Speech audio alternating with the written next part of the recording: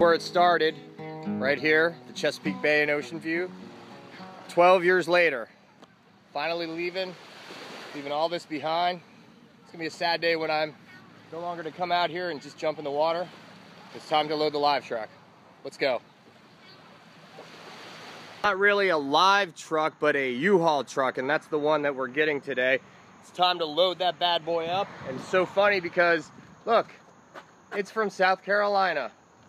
And that's where my folks are. They're the ones that paid for this. So time to hit the road. I'm gonna go ahead and load this thing up.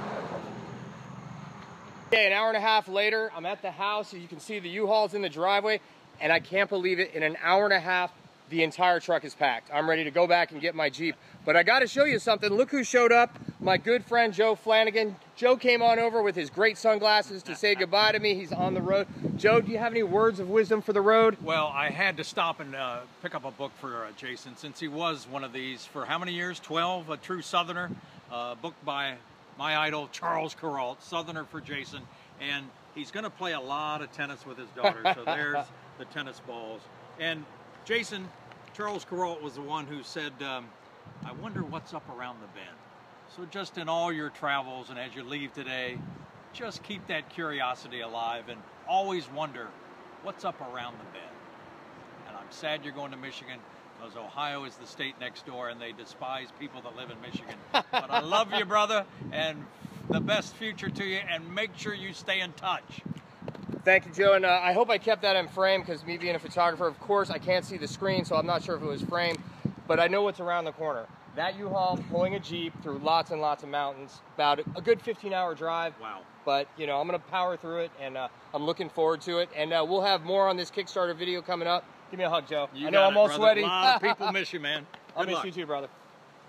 There were a couple delays this morning. It's 6:24. Finally on the road. The kiddies are not happy. So we'll see what the first stop's going to be. So we are making our first pit stop. We're in Rappahannock, Virginia. On my way to DC, getting on 95. Got on 95 a little bit ago. My legs are already sore. We got hours and hours of driving. The cats, well, they've chilled out a little bit, but they're not very excited about this. Time to get back on the road. So I'm about a couple miles from 495. This is traffic in DC at 9:48 in the morning. One of the things I'm not going to miss, DC traffic. You can have it. I'm definitely in Pennsylvania.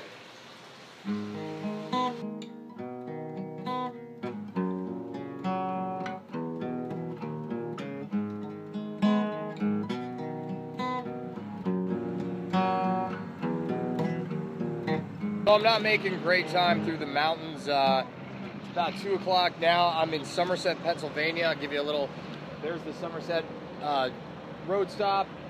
Stopped here before. We actually got stranded here a couple years ago, not far from where the Flight 93 Memorial is. I've decided if I drove straight through to Kalamazoo, I'm gonna get there at about 11:30, maybe even later, just because I'm not driving fast because of this. But what I did do is I stopped here and I got some Roy Rogers hamburgers. This was actually one of my first jobs back in 1986, 87. So like 27, 28 years ago. So I'm gonna enjoy these burgers and probably pull off somewhere on the Ohio Turnpike and call it a night. The cats are doing pretty amazing. They're pretty freaked out, but they've been doing this drive pretty good. And I forgot to mention, when I was in the Somerset Plaza here, a man come up to me and said, he's like, you must really not need your money. And I was like, what are you talking about? And he handed me a stack of $50 bills. And I looked at it and I looked at him. I'm like, I don't have any 50s. And it turned out it was another guy's money. Got it back to him. I looked at the money and I was like, wow, that's like $300 here, but I'm just not wired like that. Okay, onward to Ohio. All right, so I made it to Ohio. I'm in Streetsboro where my buddy Raymond used to live. We're staying at the hotel, 12 and a half hours to drive, but I gotta show you something. It's looking kind of creepy out here. I don't know if you can see these skies with all the lights, but it's getting really creepy out here. Possible tornadic activity here in Ohio. I'm not liking what I'm seeing, so I'm gonna head back into the hotel room and hope for the best. It's just not looking good out here. So wish me well. I don't want to do weather coverage while I'm heading to Kalamazoo. Well, I had a good night at the Econo Lodge here in Streetsboro. I'm getting ready to head out.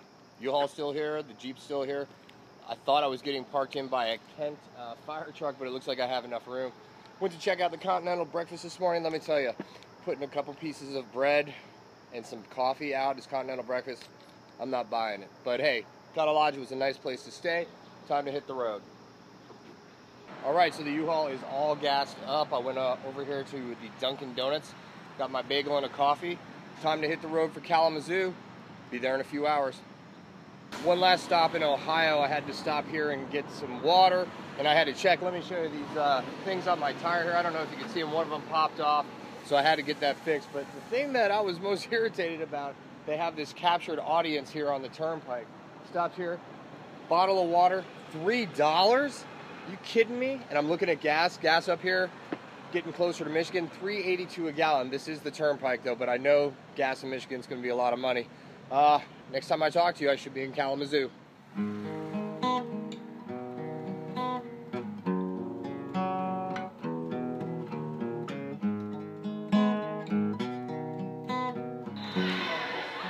This is the